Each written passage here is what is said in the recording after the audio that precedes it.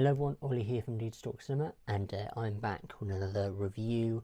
More specifically, welcome back to another Terminator film review. If you didn't catch my review yesterday, I did a review for Terminator 3 Rise of the Machines, so if you haven't checked that out, go check that out now. And also, more importantly as well, is the first two films which I reviewed 3 months ago. I mean, I explained why it's 3 months ago, so go check out them. But today, of course, the next film in the film series is Terminator Salvation. So I'm more excited to watch this one than I was with the third film, because the third film didn't get much reception. But if you obviously want to know my thoughts on the third film, go check that video out. But yeah, obviously today is regarding to Terminator Salvation. So I'm more excited for this one because Christian Bale is in it alongside Sam Worthington, or we've got them there as well on the back. So obviously Sam Worthington was in Avatar, most known for being in Avatar as Jake Sully, and then obviously Christian Bale's been in multiple things. Of course, he's Bruce Wayne or Batman in the Dark Knight trilogy. He's Patrick Bateman in American Psycho, which is my personal favourite performance of his. And he also played Gord, the God Butcher, in Thor: Love and Thunder. That was obviously a mixed Marvel film, but I enjoyed it. I mean, I haven't watched it since cinema, but I mean, he was good in that film, but I do feel like he was misplaced in that film. But anyway, I think Christian Bale is just a top tier actor to me. I mean, whatever I watch him in, he doesn't disappoint. That's until if I see this, maybe, I don't know. I hope not, because he's just such a great actor. But anyway, moving on from that, Sam Worthington was good in Avatar. I thought he was pretty good. Yeah, I mean, that's all I have really to say, because I haven't seen any other film that he's been in, and I've yet to watch the second Avatar film, which I haven't watched yet. I was supposed to watch it in the cinema, but I didn't. But anyway, yeah, so I'm looking forward to this one, mainly because of the where the story goes, because apparently this is set in Judgment Day, so it's during the war, which is something that we haven't seen yet as of this when this film released, because obviously the first one, there was like glimpses of that in the opening bit, and then bits in the second film, I believe. Obviously I've only watched the first two once, and also the third one once. Obviously watched the third one last night. But this is going to be the first time we actually see proper sequences in a Terminator film of the war, the Judgment Day war. So this is going to be very interesting. Yeah, so there's actually two versions of this film. There's obviously the theatrical cut and a director's cut. Now, apparently this director's cut, supposedly, is only 3 minutes extra to the theatrical cut. So, and apparently it doesn't really make much of a difference to the theatrical cut with the 3 minutes extra on there. I mean, I'm not surprised, because obviously it's only 3 minutes. And I do hear, I've seen like one person review this film online, without any spoilers, luckily, that it's apparently the director's cut is supposed to be, the unreleased director's cut is supposed to be a lot darker than this version of the theatrical cut. So I've yet to watch that, because I'm interested in that, but until I see this version of the film, I can't really make a judgment on that. Get it? Judgment? So yeah, I'm going to pop in the disc now for well, actually it's already in, but yeah, I'm gonna pop the disc in and watch Terminator Salvation, and yeah, obviously I'll give you my thoughts afterwards. So yeah, see you then. Alright guys, it's very dark now. As you can see, obviously the TV in front of me is what's giving the light. If I turn that off, I'm dark as shit, so I'm gonna leave the TV on. So yeah, Terminator Salvation. Now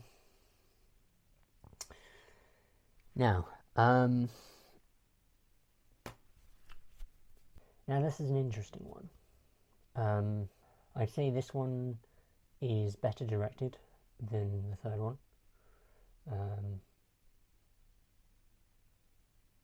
I thought Christian Bale was good, but not as good as I was hoping, because obviously, like I said before,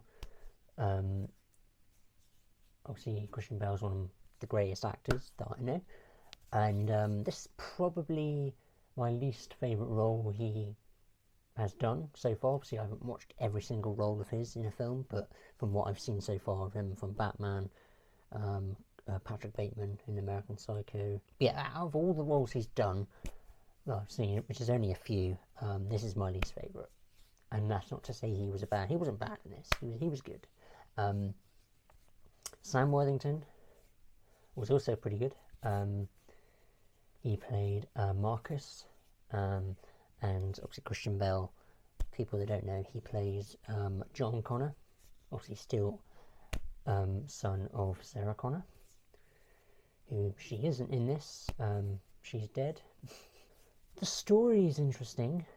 Gosh, it's like when straight after you watch a film, you're kind of like, ooh, I need to sink in. But obviously, I'd rather talk about it now than, tomorrow, because it's fresh in my mind now. So from the opening credits, which was kind of like a homage to the original, the first one, with the titles coming in, dun dun dun dun, like that.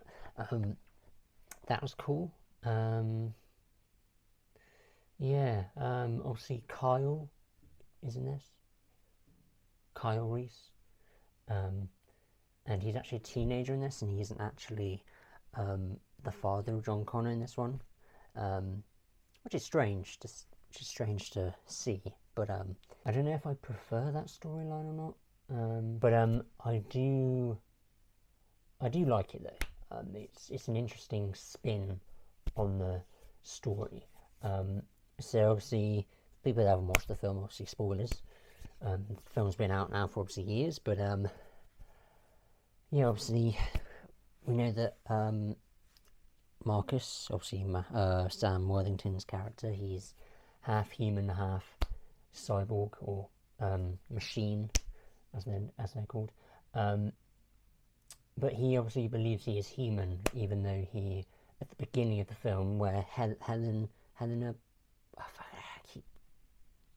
it's hard to pronounce her name, but the English actress who plays Bellatrix in Harry Potter, Helena Bonham Carter or some shit, I can't remember how to pronounce her name, but her, who's this doctor who takes the body parts from Marcus, who's in prison at the start, and basically he's basically using a coma for about 10 years, I believe. Yeah, because it's the main part of the film set in 2018, and obviously the first part, is it 2006 or 2008? I can't remember which is at the beginning of the film.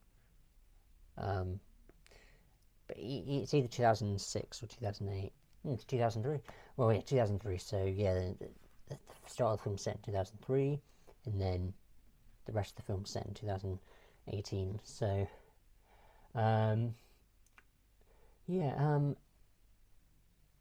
again, I thought Christian Bale was good. I mean, sure, he's my least favourite role of his that I've seen, but he was still good.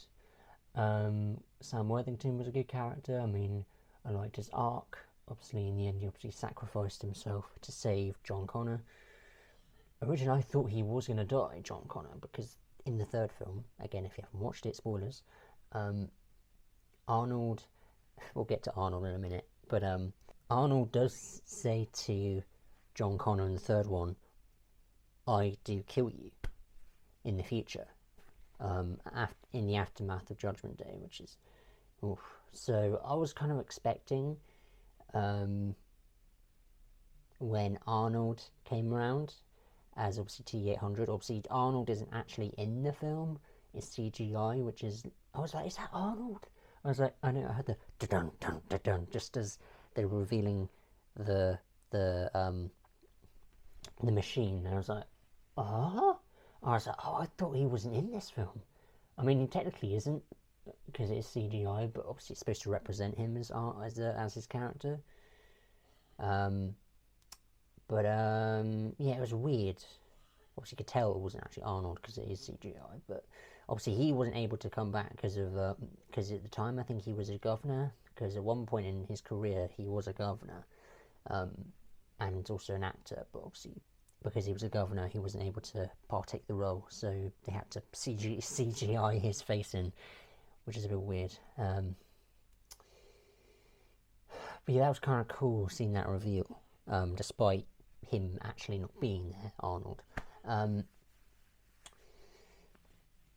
I like the setting. Again, I said I think the direction was good. I mean, I'm sure I'd rather an actual director's cut rather than a 3-minute extra extended cut. But I don't think we're going to be getting it anytime soon, from what I hear, which is a shame, because I always prefer a director's vision than a studio-driven cut of a film. But if we ever do get it, I'm definitely going to watch that and have that as the definitive version of this film, but I doubt it. But this is the only film we have so far, well, this version of the film we have so far. So, but I thought it was good. It was serviceable, honestly. I would say it's a bit better than the third film. Yeah. What else is there to say? Again, I like the sacrifice. I wasn't expecting the sacrifice that Marcus was gonna do for John. I know that they kind of make up, because obviously John doesn't trust Marcus, because obviously he's part human and obviously part machine, and he doesn't trust him because he thinks he's part of Skynet, because he's a machine. And he refers to Marcus as it, then he, because obviously around halfway through the film, Marcus meets a member of the Resistance. He was like basically hung upside down in this wreckage. What's her name? Blair Williams, that's her name. But yeah, she was cool. Sorry, I'm terrible with names. But yeah, Blair Williams is quite cool. I mean, Marcus and Blair's relationship that builds up in this film was quite good. Yeah, would I watch this again? Not anytime soon, but I'm just probably going to stick with the first two films when I own them. But I mean, I'll come to this one every now and again. It's not like a train wreck, obviously, but it's pretty serviceable. It's a cool one to come to. It's quite a unique take on the Terminator films, because obviously this is serviced as a sequel to T3, but it's also served as a soft reboot, apparently. So you can, if you really wanted to, you could watch this without having to watch the previous films. But I would suggest you watch the others before you watch this one as its own thing, because it's a bit weird watching this. I could imagine it's a bit weird, because there's references from the previous films that I wouldn't have got if I had watched this first. Like, obviously, the characters from the other films that are in it, obviously, Kyle, I would have been like, who? But as I was like, oh. So, stuff like that. Obviously, yeah. I'd watch the previous films for people that are watching this and haven't watched the other ones. I mean, if you are watching this and haven't watched the other ones, then, you know, you've kind of been spoiled. But, yeah, I thought this was fine. This was good. If I had to rate this film, I'd give it a... do I give it a 6 or a 7? So that would be a 3 or 3.5 out of 5 stars. 7 out of 10. So yeah, I don't really have much to say. Again, if you guys have any questions on this review, if there's anything you want me to answer, any questions like, what did you think of this, what do you think of that, like character, this part of the story, or what's your favourite part of the film, anything, and I'll happily try and answer them in the comments below. But with that said, I'm going to end it here, and yeah, my review for Terminator Genisys should be coming out tomorrow. So yeah, I'll see you guys then. Bye bye.